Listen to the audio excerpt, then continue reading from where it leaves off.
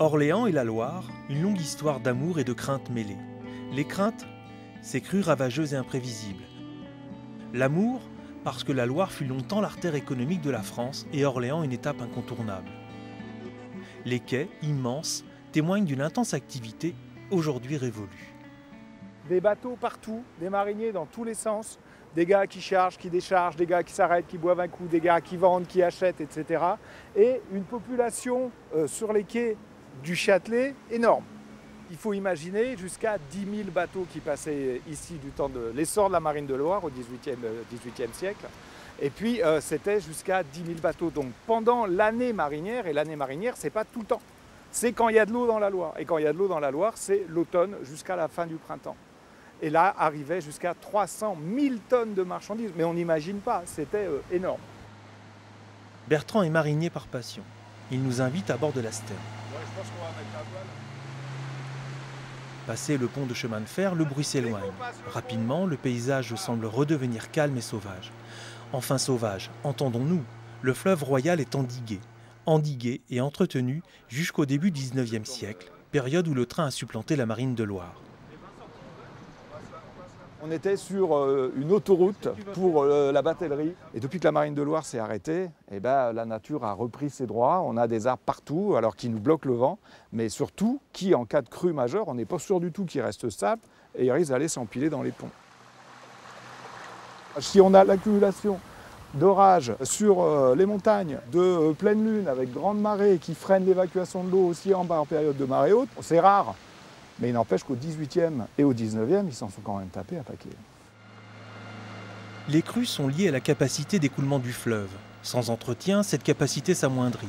Ainsi, les arbres ralentissent les écoulements, retiennent le sable, provoquent l'apparition d'îles qui rehaussent le niveau d'eau et augmentent ainsi le risque d'inondation. Là, il y a eu du passage de bulldozer. Là, régulièrement, il y a de l'entretien qui est fait pour dévégétaliser un petit peu. Dévégétaliser, une solution pour permettre au sable accumulé de s'écouler, libérant de l'espace pour le lit de la Loire, permettant aussi d'abaisser le niveau de l'île qui sera ainsi plus facilement immergé en cas de montée des eaux. Cette opération, appelée Plan Loire Grandeur Nature, est financée par l'État et la région dans le respect du paysage remarquable classé au patrimoine mondial de l'UNESCO.